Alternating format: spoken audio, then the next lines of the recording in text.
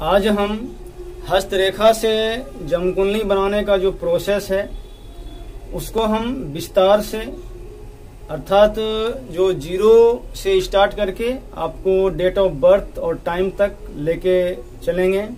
हस्तरेखा से जमकुंडली बनाने का जो प्रोसेस है वास्तव में यह है एक नाड़ी ज्योतिष का हिस्सा है। यूँ तो लाल किताब में भी इसके बहुत से नियम सूत्र दिए गए हैं, लेकिन जो इसका बेस है वह नाड़ी ज्योतिष ही है। वास्तव में नाड़ी ज्योतिष जो है वह आपका, जैसा कि नाम से ही स्पष्ट है, नाड़ी ज्योतिष जो कि बिल्कुल ही आपके नब्ज को वह टटोलता है। ज्योतिष है उसके बहुत ही गहराई में जाकर के यह देखता है। कहने का मतलब है कि नाड़ी ज्योतिष में ग्रह जिस राशि से होकर के आया है और जिस राशि में जाएगा, ये दोनों का जो इफेक्ट है वह लेकर के चलता है। हथेली से जमकुंडली बनाने का जो प्रोसेस है उसमें सबसे पहला इम्पोर्टेंट जो चीज है कि इसमें लग्न का काफी ज्यादा महत्व है।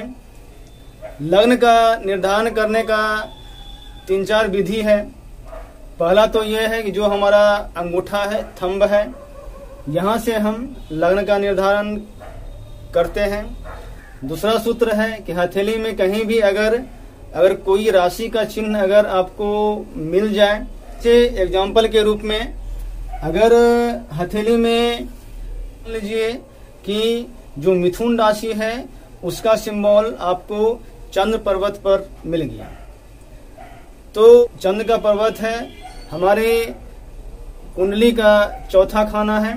कहने का मतलब है कुंडली का चौथा खाना है, वहां पर मिथुन राशि होगा, अर्थात नंबर 3 होगा।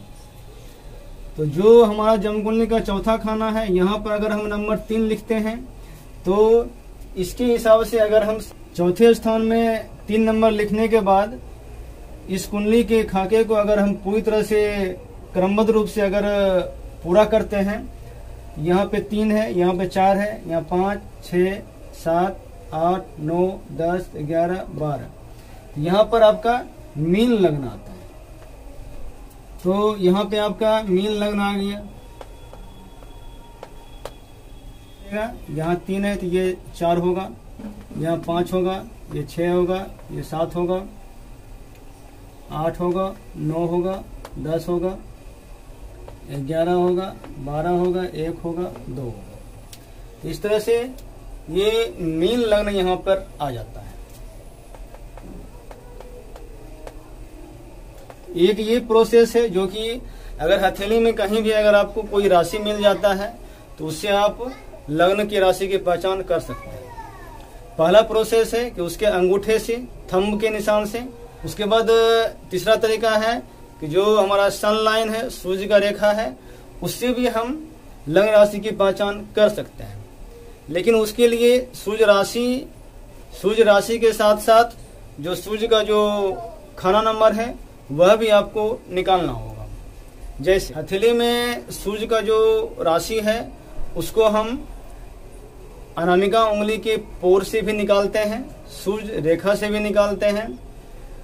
तो अगर हमें सूर्य का राशि मालूम हो गया तो अब उसका जो सूर्य का जो खाना नंबर है, मान लीजिए हथेली में जो सूर्य राशि है वह मकर राशि का आ रहा है, जो अनामिका उंगली है उसके जो पोर है उससे आ रहा है, और फिर जो सूर्य का रेखा है या सूर्य का जो माउंट है, पर्वत है, उससे मालूम होता है कि जो सूर्य का जो पोजीशन है वह जमकुंडली के तीसरे खाने में आ रहा है। तो इस तरह से जमकुंडली के तीसरे खाने में 10 नंबर लिखेंगे।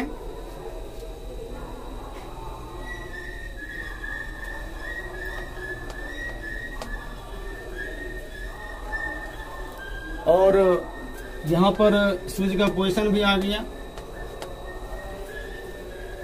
इस तरह से आप फिर इसे आप पूरी कुंडली का जो संख्या है उसको दे करके आप इसका लग्न राशि की पहचान कर सकते हैं। इस तरह से 10, ये 11 होगा, पांचवा 12, 1 2 3 4 5 6 7 8 9। इस तरह से जो इसका जो लग्न है वह वृश्चिक आता है।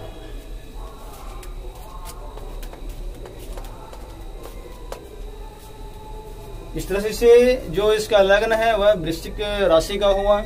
इसके अलावा भी जो उसका फेस है, फेस से भी आप लग्न राशि की पहचान कर सकते हैं, क्योंकि जो हमारा फेस है उस पर पूरा प्रभाव लग्न का ही आता है।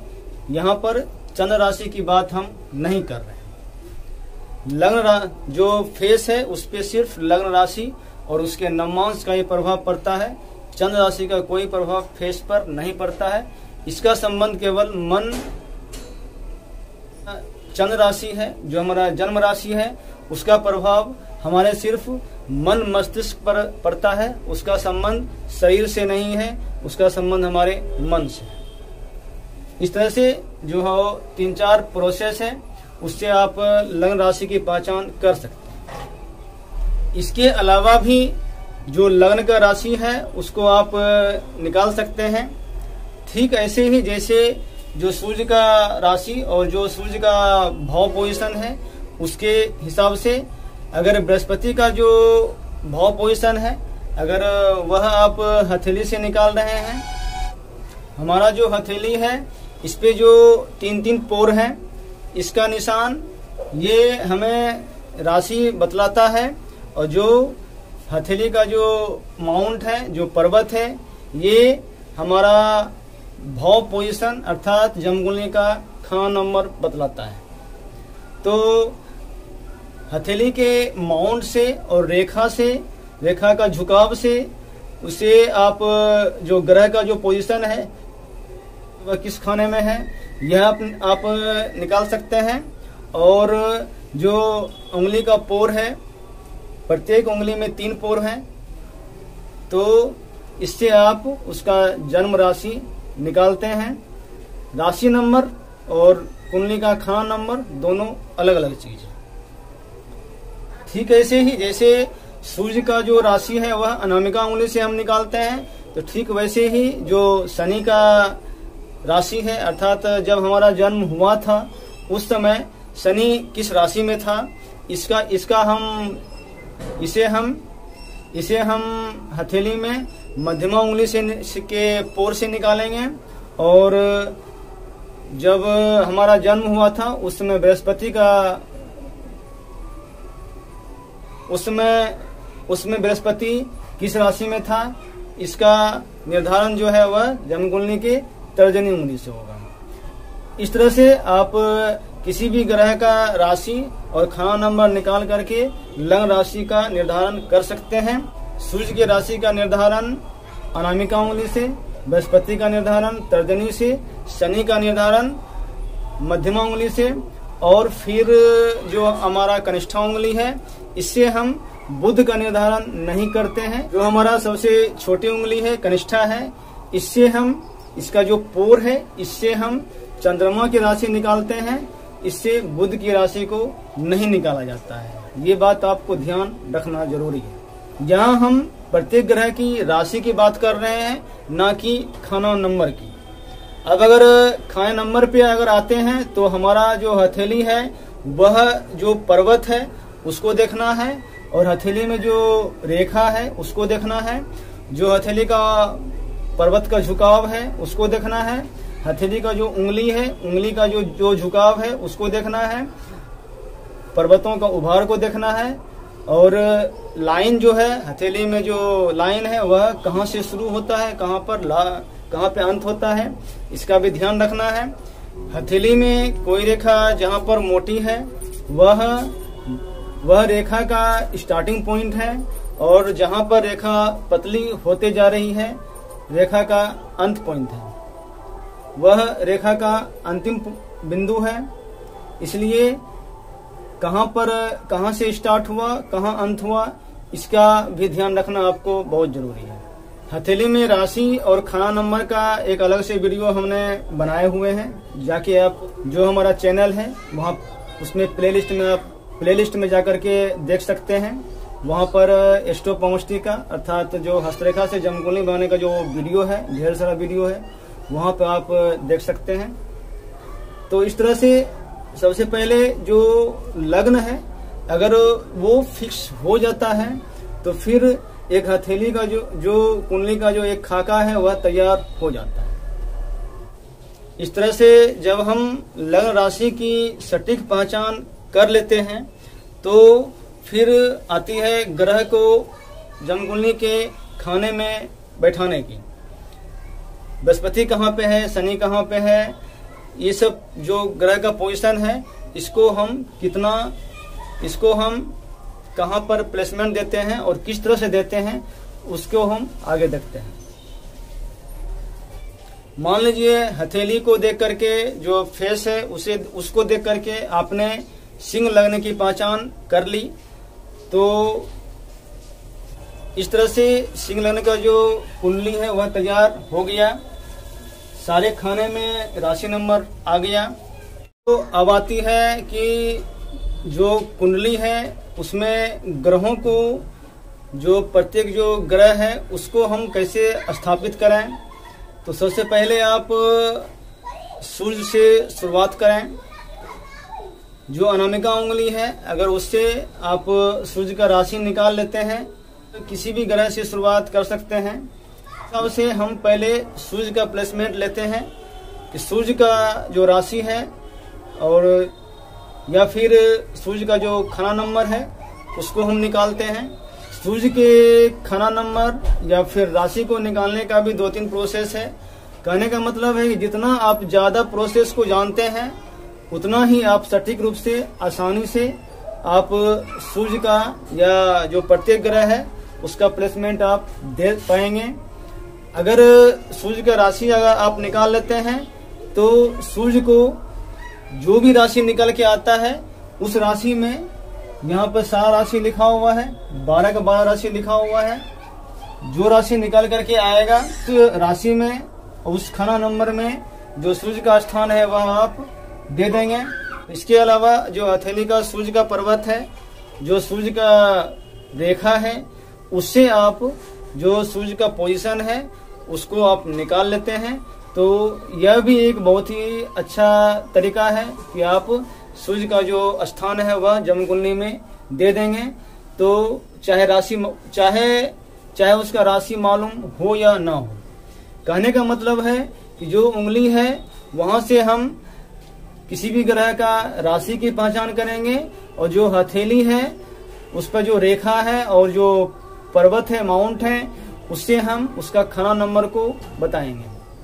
मान लीजिए हथेली में सूर्य का पोजीशन चौथे खाने में आ गया।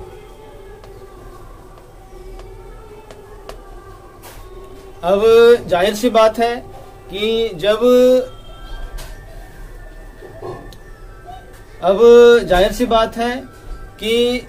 जब सूर्य का प्लेसमेंट अगर हमें मालूम हो गया तो कहीं न कहीं उसी के आसपास बुध ग्रह और शुक्र ग्रह का प्लेसमेंट होगा, क्योंकि बुध जो है, शुक्र जो है वह सूर्य ग्रह के ही करीब करीब साथ चलता है। हो सकता है कि वह उसके साथ हो या एक घर आगे या पीछे हो। तो इस तरह से आप जो उसका हथेली का जो बुध का उंगली है उससे या फिर बुध का पर्वत है उससे बुध ग्रह को निकालने के लिए आप उसकी उंगली को देखें, उंगली की लंबाई को देखें। उंगली को देखने का मतलब है कि हम यहाँ पर उंगली की लंबाई की बात कर रहे हैं। उंगली का जो कनिष्ठा उंगली का जो पोर है वहां से चंद्रमा की राशि निकलती है, ना कि बुध की। ये हम बार बार रिपीट कर रहे हैं। तो कनिष्ठा उंगली की लंबाई को देखें, उंगली की लंबाई को या फिर जो बुध का पर्वत है उससे हम बुध ग्रह का पोजीशन को निकालते हैं, या फिर जो हमारा हथेली में मस्तक रेखा है इससे भी हम जमकुंडली में बुध का स्थिति को ज्ञात करते हैं, या फिर जो हमारा हथेली में बुध का रेखा है जो हमारा स्वास्थ्य रेखा कहलाता है, बुध का रेखा स्वास्थ्य का रेखा या फिर इसे व्यापार का रेखा भी कहा जाता है, उससे भी हम बुध के स्थिति को ज्ञात करते हैं। इसके अलावा जो हमारा विवाह रेखा है, फर्स्ट विवाह रेखा, अक्सर किसी की भी हथेली को अगर आप देखेंगे तो उसमें 2 विवाह रेखा या 3 विवाह रेखा, किसी किसी में 4 भी 5 भी होता है। तो सबसे ऊपर का जो विवाह रेखा है वह, उससे हम बुध ग्रह के स्थिति को भी देखते हैं कि बुध ग्रह कैसा है। एक बात और यहाँ पर ध्यान दें कि अगर कनिष्ठा उंगली बिल्कुल अलग थलग है, कनिष्ठा का उंगली अगर अनामिका उंगली से बिल्कुल ही अलग थलग है, हटा हुआ है, पूरा सटाने पर भी वो सटता नहीं है, तो उसके कुंडली में जो बुध ग्रह है वह सूर्य के साथ नहीं होगा। और अगर दोनों आसानी से सट जाता है, वो चिपक जाता है, तो निश्चित ही जन्मकुंडली में बुध ग्रह सूर्य के साथ होगा। तो इससे भी आप बुध ग्रह को प्लेसमेंट दे सकते हैं। तो इस तरह से बुध ग्रह को हम मान लिए कि ये चौथे खाने में ही है। इसके बाद आती है कि शुक्र ग्रह को हम किस तरह से प्लेसमेंट दें। इसके लिए हथेली में जो हमारा शुक्र का पर्वत है उसको आप देखें, या जो विवाह रेखा है, अगर 2 विवाह रेखा है तो फर्स्ट विवाह जो ऊपर का जो विवाह रेखा है उसको छोड़ करके जो सेकेंड जो विवाह रेखा है उससे आप शुक्र की स्थिति को निकाल सकते हैं। इसके अलावा जो हमारा शुक्र के पर्वत से जो रेखा चल के जा रही है उससे भी आप शुक्र के प्लेसमेंट को दे सकते हैं। या फिर जो हमारा शुक्र का पर्वत है वह कितना विकसित है, कितना नीचा है, वह किस तरह का है, बहुत ही उच्च का है, बहुत ही नीच है, तो या हथेली में अगर नीली या फिर हरी नसें अगर शुक्र पर्वत पर दिखाई दे रही है, निश्चित ही शुक्र हथेली में नीच का होगा और जन्मकुंडली में भी वह नीच का होगा। नीच का मतलब जन्मकुंडली के छठे खाने में होगा। यहाँ पर राशि की बात नहीं कर रहे हैं। जब भी हम हथेली में पर्वत की नीच का जब बात हम करेंगे तो उसके राशि की बात नहीं करेंगे, उसके हम खाना नंबर की बात करेंगे। तो यहाँ पर अगर शुक्र नीच का आ रहा है तो वह जन्मकुंडली के छठे खाने में होगा, कन्या राशि में होगा, ये कोई जोड़ी नहीं है, वह छठे खाने में होगा। अगर जो शुक्र का रेखा है अगर मंगल के पर्वत की ओर जा रही है तो निश्चित ही शुक्र तीसरे खाने में होगा। इस तरह से हम शुक्र को हम तीसरे खाने में बैठा देंगे।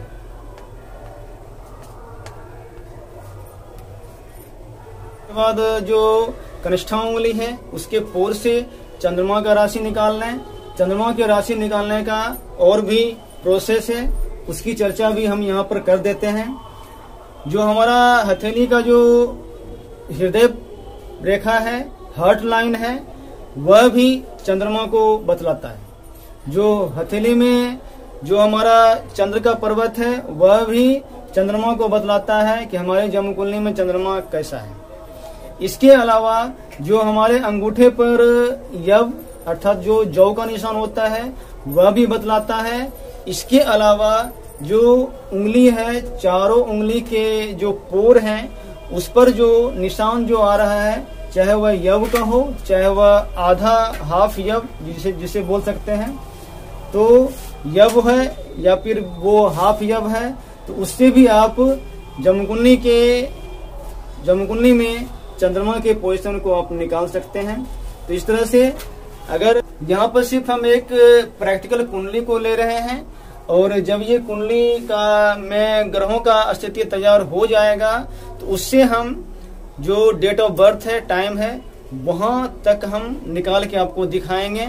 एक सिर्फ ये प्रैक्टिकल आपको हम बता रहे हैं। रफली मान लीजिए चंद्रमा का पोजीशन हथेली से जन्मकुंडली के 7वें खाने में अर्थात यह कुंभ राशि में आ गया। इसके बाद हम बात करेंगे मंगल की। मंगल जो है हमारे जन्म कुंडली में मंगल पर्वत से निकाला जाता है। यहाँ पर मंगल का जो निशान है, इसको निकालने का, इसकी राशि को निकालने का कोई तरीका नहीं है। हाँ, राशि का सिंबल अगर किसी हथेली में अगर आ रहा है तो उससे फिर आप मंगल के पोजीशन को निकाल सकते हैं। नॉर्मली जन्म कुंडली में हथेली में जो भी त्रिकोण है वह मंगल को बतलाता है, जो चतुष्कोण है वह भी मंगल को बतलाता है, जो फोर्क बनता है वह भी मंगल को बतलाता है। तो यहाँ पर आप ध्यान दें, मंगल दो तरह का होता है, एक मंगल नेक, एक मंगल बद। अगर त्रिकोण है या फोर्क है तो वह मंगल बद का निशानी है, चतुष्कोण है तो वह फिर मंगल नेक का निशान है।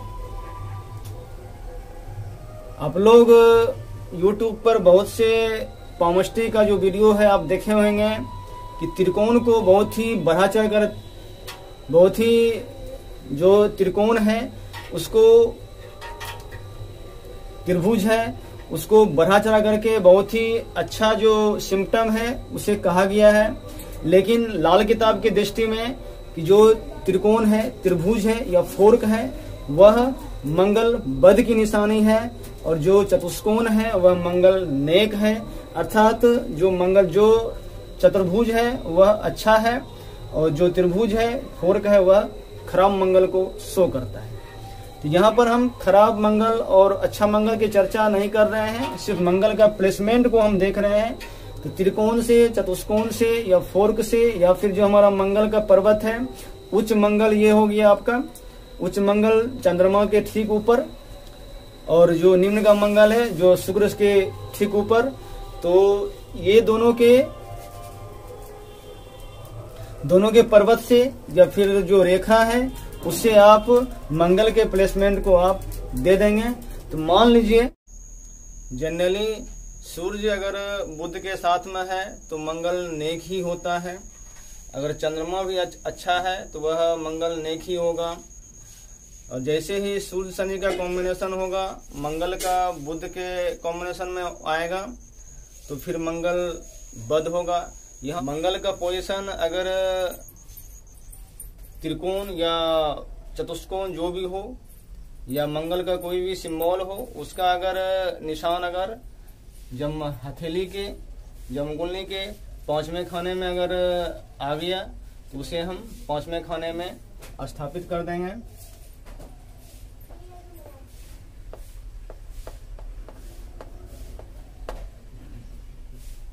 तो बृहस्पति का जो पोजीशन है उसको हम तर्जनी उंगली से देखेंगे।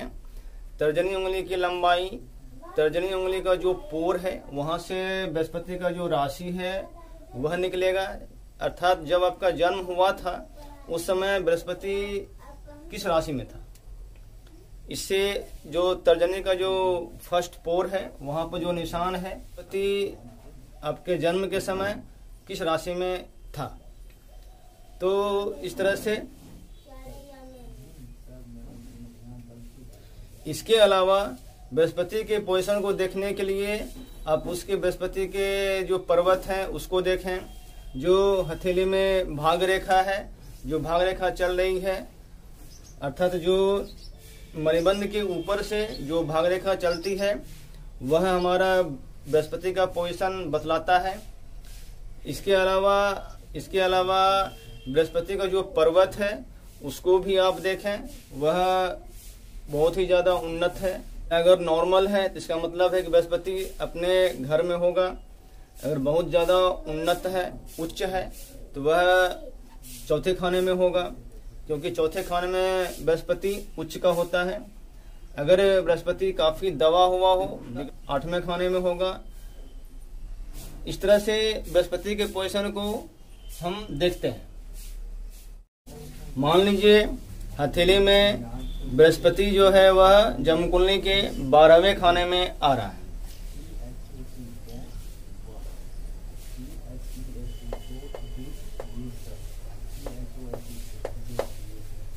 यहाँ पर आप ध्यान दें कि बृहस्पति जो है यहाँ पर उच्च का आ रहा है, लेकिन फिर भी बृहस्पति जो है यहाँ राशि के हिसाब से देखें तो यह बृहस्पति कर्क राशि में आ रहा है। तो कर्क राशि के हिसाब से बृहस्पति यहाँ उच्च का होता है, लेकिन जन्म कुंडली के हिसाब से यह बृहस्पति जो है 12वें खाने में। 12वें खाने का मतलब हो गया कि वह बृहस्पति उच्च का नहीं है, यह बृहस्पति अपने घर में। यहाँ पर उच्च का तब होगा यह बृहस्पति जब जन्म कुंडली के चौथे खाने में होगा, एस्ट्रोपोमस्ट्री के हिसाब से।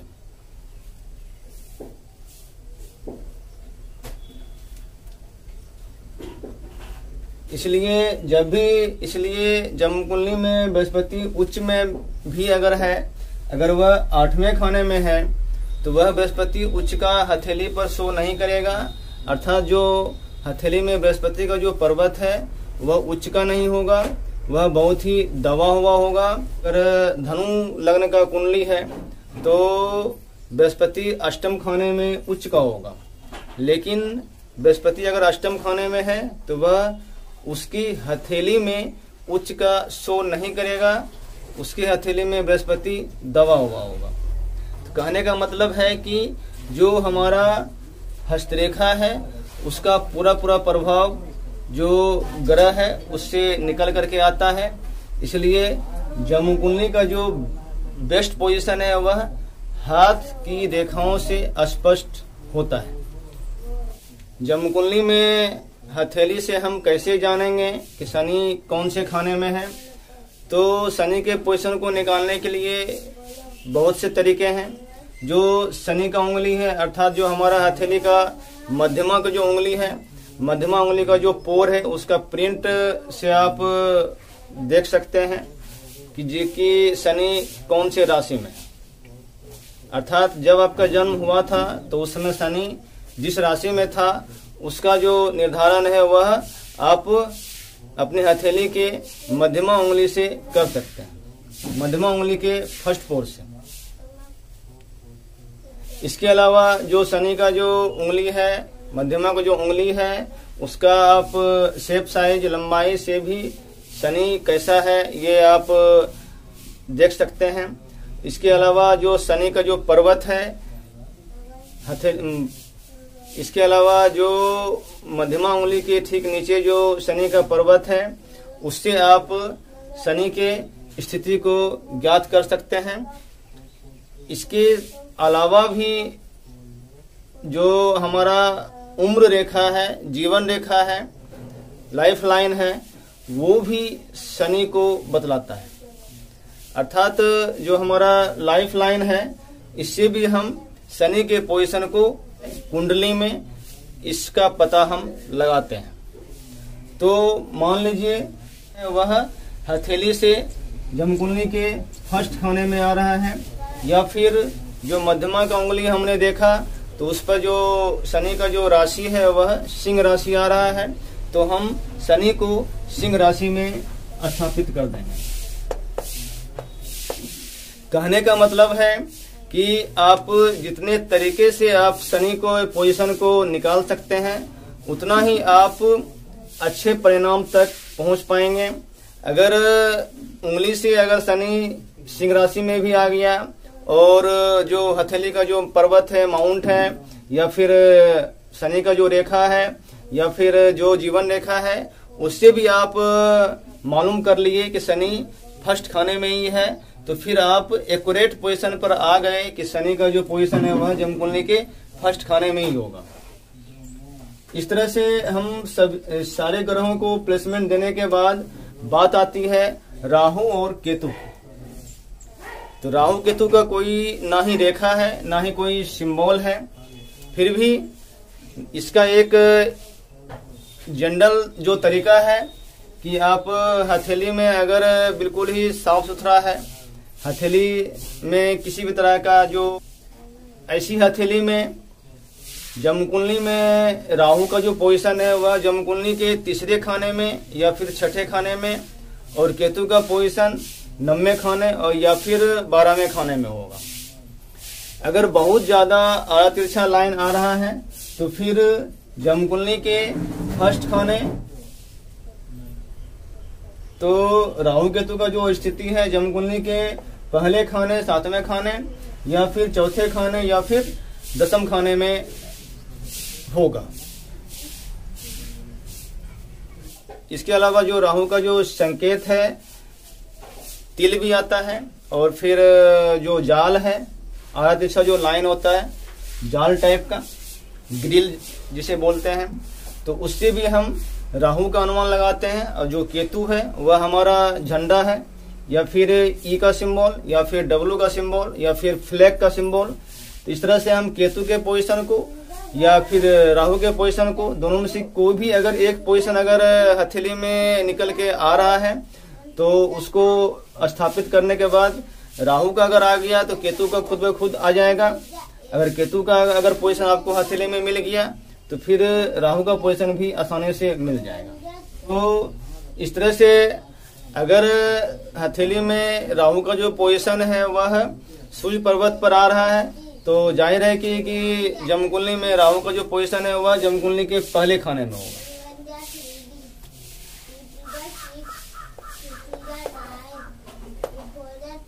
अब अगर राहु अगर पहले खाने में होगा तो केतु फिर सातवें खाने में निश्चित होगा।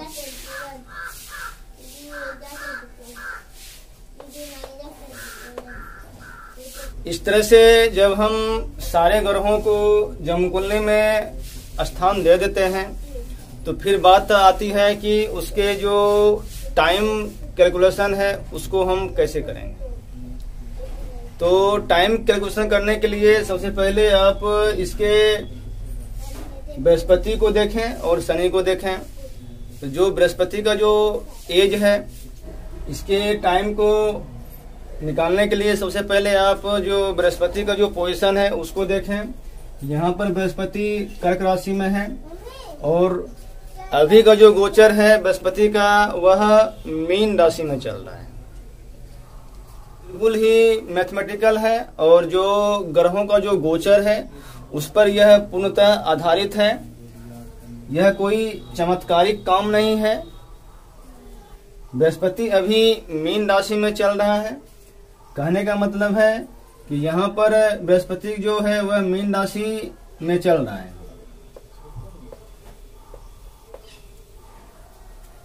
और जमकुंडली में बृहस्पति का जो पोजीशन है वह कर्क राशि में शो कर रहा है। तो इसका मतलब है कि जो इसका जो एज है अर्थात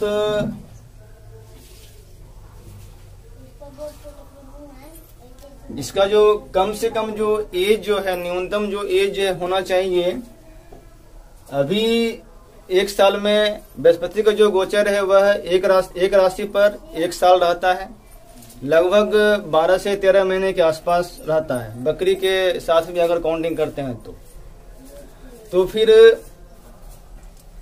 यहाँ पर मीन राशि में अभी चल रहा है और यहाँ पर कर्क राशि में शो कर रहा है। तो कहने का मतलब है कि ठीक यहाँ से आप बैक काउंटिंग करें, 1 2 3 4 5 6 7 8 9, मतलब कहने का मतलब है कि इसका एज कम से कम 8 से 9 साल के करीब होगा। अर्थात इसका जो जन्म है 8 से 9 साल पहले हो सकता है। ये हम मिनिमम बता रहे हैं, एक्यूरेट नहीं। तो बृहस्पति से हम इसका एक जो टाइम है वह निकाल लिए कि बृहस्पति का जो मिनिमम जो एज है वह इनका लगभग 9 साल है। लगभग ये इनका एज जो है कम से कम न्यूनतम जो है वह 9 साल हो सकता है। 9 साल के अलावा भी फिर इसमें आप 12 जोड़ते जाएं तो फिर इसका जो एज जो है वह निकल, फिर इसका जो बैक जो है वह डेट निकालने के लिए आप जो 2-3 जो स्टेप है वह उसको और भी लिख लें। तो बृहस्पति का जो कम से कम 9 वर्ष हुआ तो बृहस्पति, फिर इसमें आप बृहस्पति का जो गोचर है 12 वर्ष में वह एक चक्कर लगा लेता है। बृहस्पति जो है 12 वर्ष में पूरा का पूरा जो है एक चक्कर अर्थात जो 12 राशि है उसमें वह मूव कर लेता है। तो कम से कम इसका जो एज है वह 9 साल के अलावा इसमें फिर आप 12 जोड़ दें तो 12 9 21 21 भी इसका एज हो सकता है। फिर इसमें आप 12 जोड़ दें 33 ईयर्स। कहने का मतलब है कि इनका एज जो है वह 33 ईयर्स भी हो सकता है। फिर इसमें आप 12 जोड़ दें 45 ईयर्स। इस तरह से जो बृहस्पति का जो टाइम पीरियड है इससे हम 9 साल 21 साल 33 साल 45 साल जो इसका जो संभावित जो उम्र है वह आप निकाल करके नोट कर लें। इसके और आगे भी आप जा सकते हैं। 12 क्रमशः इसमें 12 जोड़ते जाएंगे तो बृहस्पति का जो एज है वह बैक में वह निकलता चल जाएगा। ठीक ऐसे ही जो शनि का जो एज है इसको भी आप इसी के आधार पर निकाल लें। अभी जो शनि का जो गोचर है वह मकर राशि में यूं तो बकरी है। शनि का जो गोचर है वह कुंभ राशि में चल रहा है। यूं तो बकरी होने के कारण यह मकर राशि में मूवमेंट इनका चल रहा है शनि का गोचर। तो इसलिए हम कुंभ राशि का ही काउंटिंग करेंगे। तो कुंभ राशि के हिसाब से इसको फिर ये आप बैक में चलें तो शनि जो है प्रत्येक राशि पर 2.5 साल रहता है। कहने का मतलब है कि एक राशि पर अगर ये 2.5 साल रहेगा तो पूरे जो 12 राशि है 12 और गुना जो 2.5 करते हैं तो 30 ईयर्स आता है। अर्थात जो 30 साल में जो है शनि जो है पूरा का पूरा 12 राशि का एक चक्कर लगा लेता है। शनि का जो पूरा चक्कर है वह 30 साल में होगा और प्रत्येक राशि पर वह 2.5 साल रहेगा। इस तरह से आप अगर कुंभ राशि से अगर काउंटिंग करते हैं तो कुंभ राशि से फिर ये बैक में जाएगा तो ये मकर में आएगा, फिर धनु में, फिर वृश्चिक में, फिर तुला में, फिर कन्या में, फिर सिंह में। इस तरह से यहाँ पर ये 2.5 साल इसका लें 2.5 साल तो 1 2 3 4 5 6 7 घर आता है। कहने का मतलब हो गया 7 को फिर वो 2.5 से गुना कर दें तो लगभग 17.5 वर्ष के आसपास आता है 17.5 अर्थात 17 से 18 वर्ष। तो इसका जो मिनिमम जो एज है वह हम 17 ईयर्स ले लेते हैं। शनि जो है यानी कि कहने का मतलब है कि शनि जो है आज से 18 साल 17-18 साल पहले जो है वह सिंह राशि में गोचर कर रहा था।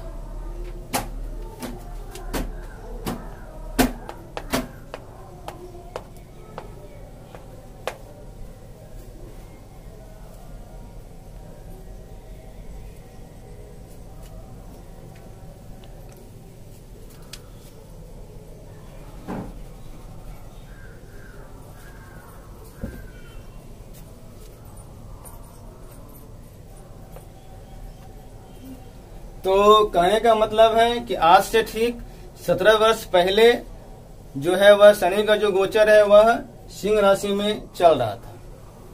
तो शनि ग्रह से शनि के गोचर से जो इनका मिनिमम जो एज है वह 17 ईयर्स आता है। फिर ये इसके बैक में अगर जाएं तो शनि का जो गोचर है वह एक साल वह पूरा का पूरा एक चक्कर जो है वह 30 साल में लगा लेता है। तो फिर 30 को इसमें जोड़ दें तो वह जो है दूसरा जो है एक संभावित जो एज है वह निकल जाएगा। तो 30 में अगर 17 को जोड़ते हैं तो 47 आता है 47 वर्ष आता है।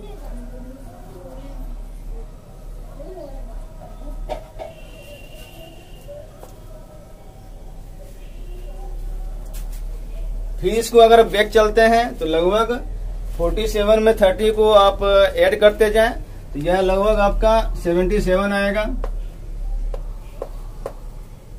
तो यहाँ पर आप देखें बृहस्पति और शनि का जो गोचर है दोनों के एज से जो एक बहुत ही कम फासला का जो एज आता है, लगभग ये 45 ईयर्स यहाँ पे आ रहा है शनि ये बृहस्पति के गोचर से, और जो शनि का जो गोचर है वह उससे 47 आ रहा है। कहने का मतलब है कि 40 जो इसका जो एज है वह 45 टू 47 के आसपास हो सकता है। इसका जो एक संभावित जो उम्र है वह 45 ईयर्स निकल के आता है।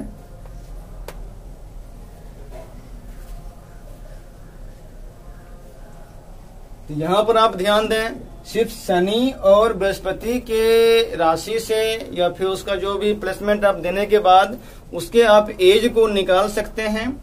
यहाँ पर सूर्य वृश्चिक राशि में है, तो कहने का मतलब है कि सूर्य जो है का जो गोचर है वह नवंबर से दिसंबर के बीच जो है वह वृश्चिक राशि में रहता है। तो कहने का तो इसका मतलब है कि जो इनका जन्म है वह नवंबर से दिसंबर, 15 नवंबर से लेकर के 15 दिसंबर का जो बीच का जो टाइम है उसके बीच में इनका जन्म हुआ होगा। अब यहाँ पर आप देखें, ये सूर्य और चंद्रमा के जो पोजीशन है, इससे आप इसके तिथि का काउंटिंग कर सकते हैं, तिथि का भी काउंटिंग कर सकते हैं, और जो इनका पक्ष है, जो शुक्ल पक्ष है या कृष्ण पक्ष है, इसका भी आप गिनती कर सकते हैं। तो यहाँ पर आप देखें, ये यहाँ पर सूर्य से आगे 1 2 3 4 घर ये आगे चंद्रमा का पोजीशन आ रहा है। तो कहने का मतलब है कि इनका जो जन्म है अमावस्या के बाद, काहे कि चंद्रमा जो है वह सूर्य से आगे चल रहा है। कहने का तो इसका मतलब है कि इनका जन्म शुक्ल पक्ष में हुआ है। और चंद्रमा से तिथि निकालने के लिए जो चंद्रमा और सूर्य का जो फासला है उसमें आप 2.25 से गुना कर दें, तो फिर उसका जो तिथि है अष्टमी या नवमी को आता है। यहाँ पर आप ध्यान दें, सिर्फ शनि और बृहस्पति का जो राशि है इससे जब आप टाइम निकाल लेते हैं तो इस टाइम कैलकुलेशन के आधार पर भी जो इनका जो राहु केतु का जो पोजीशन है वह आप इस कुंडली में स्थान उसको दे सकते हैं। अगर राहु केतु का स्थान को आप छोड़ भी देते हैं तो इनका जो एज है वो निकाल करके आप इसके कुंडली में राहु केतु के पोजीशन को आप स्थान दे सकते हैं, सिर्फ उसके एज को निकाल करके।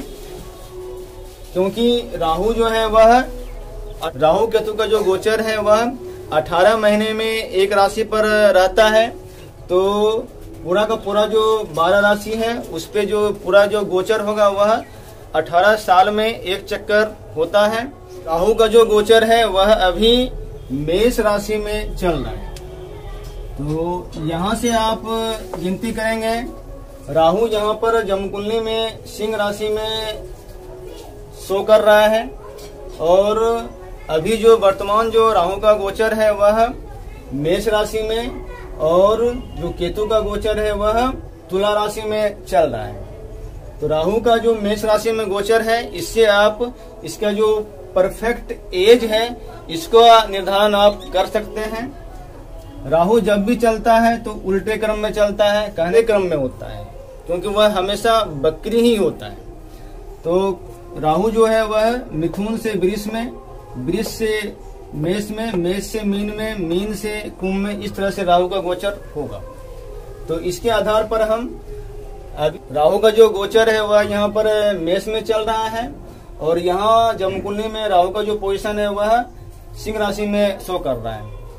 चूंकि हम पीछे जा रहे हैं, जो इनका एज है निकालना है, तो इसका मतलब है कि इसको आपको लेकर के आगे चलना होगा। तो यहाँ से आप देखें कितना फासला है, तो 1 2 3 4 5 का गोचर में अभी वर्तमान में चल रहा है, और जमकुंडली में यहाँ सिंह राशि में शो कर रहा है। तो इसका मतलब है कि यहाँ पर ये 18 महीने ये है, 18 महीना जो है वह एक राशि पर 18 महीने अर्थात वह 1.5 साल रहता है। तो फिर इसे आप 5 का फासला है, तो 5 को फिर ये आप 1.5 से 1.5 से मल्टीप्लाई कर दें, 7.5 आता है, 7.5। राहु से जो एक न्यूनतम जो एज आता है वह 7.5 के आसपास आता है। फिर इसमें आप 18 जोड़ते जाएं। इस तरह से राहु के गोचर के हिसाब से जो इसका टाइम लेंथ है वह 7.5 आता है। सुविधा के लिए इसे आप 8 इयर्स ले लें।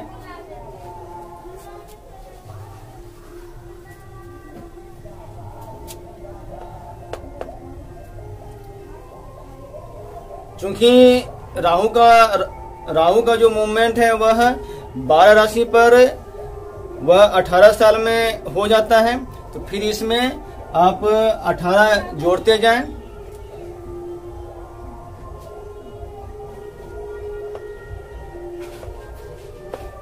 ये 26 आएगा। फिर इसमें आप 18 जोड़ेंगे तो 44 इयर्स आएगा।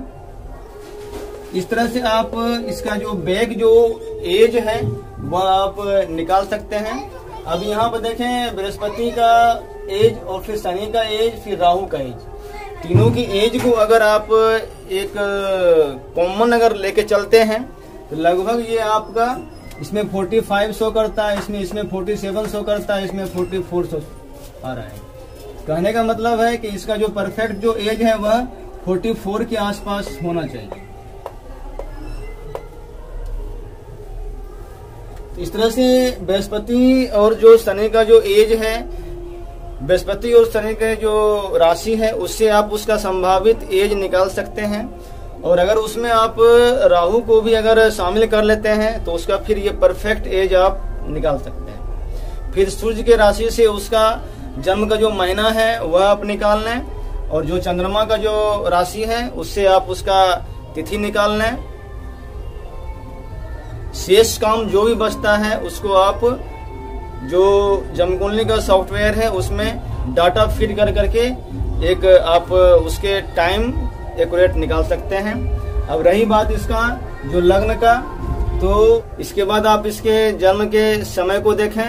सूर्य यहाँ पर जमकुंडली के चौथे खाने में शो कर रहा है, जो कि एक संभावित जो जन्म का समय है रात का जो 10 से जन्म का जो समय है वह 10 से 12 के बीच का होगा, क्योंकि सूर्य चौथे खाने में लगभग उसी टाइम में रहता है।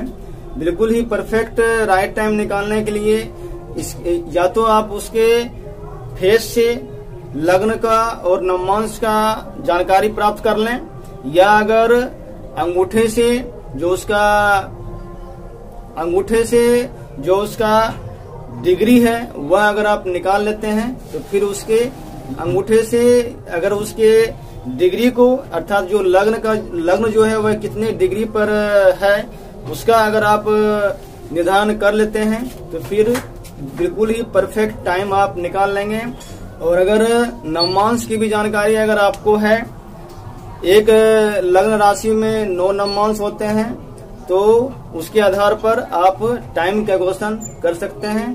नवमांश जो है, प्रत्येक नवमांश जो है लगभग 13 से 15 मिनट के आसपास रहता है। इस तरह से उंगली का जो पोर है उससे ग्रहों की राशि, और फिर जो हथेली का जो पर्वत है, रेखा है, उससे आप ग्रहों को खाना नंबर स्थान दे करके आप हथेली में 5 उंगली के पोर से ग्रह की राशि को निकाल करके भी आप जमकुंडली निकाल सकते हैं, उसका डेट ऑफ बर्थ टाइम निकाल सकते हैं। इस तरह से हथेली से जमकुंडली निकालने का 2 विधि हुआ। एक तो आप उसके जो उंगली का पोर है उससे आप ग्रह का राशि का निर्धारण अगर कर लेते हैं तो फिर उससे भी आप जमकुंडली और डेट ऑफ बर्थ निकाल सकते हैं।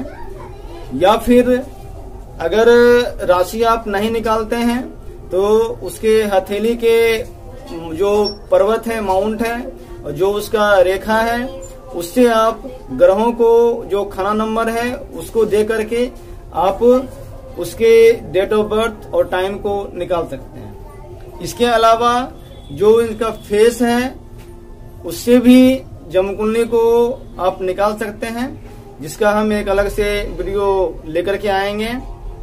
चेहरे से जमकुंडली बनाने का तो इस तरह से 2-3 प्रोसेस आपके पास है। जितना आपको ज्यादा जानकारी होगा उतना ही ज्यादा आप सटीक और उतनी ही आसानी से आप जन्म कुंडली निकाल सकते हैं, डेट ऑफ बर्थ और टाइम पर पहुंच सकते हैं।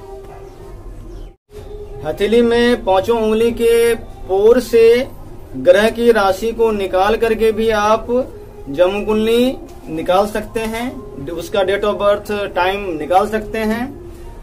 इस तरह से हथेली से जन्म कुंडली निकालने का 2 विधि हुआ। एक तो आप उसके जो उंगली का पोर है उससे आप ग्रह का राशि का निर्धारण अगर कर लेते हैं तो फिर उससे भी आप जन्म कुंडली और डेट ऑफ बर्थ निकाल सकते हैं।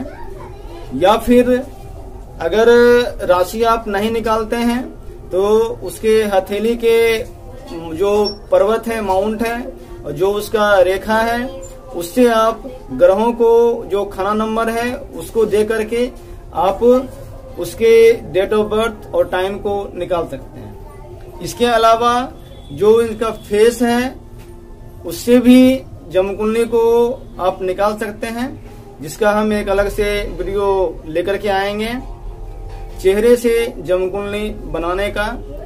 तो इस तरह से 2-3 प्रोसेस आपके पास है। जितना आपको ज्यादा जानकारी होगा उतना ही ज्यादा आप सटीक और उतनी ही आसानी से आप जन्म कुंडली निकाल सकते हैं, डेट ऑफ बर्थ और टाइम पर पहुंच सकते हैं।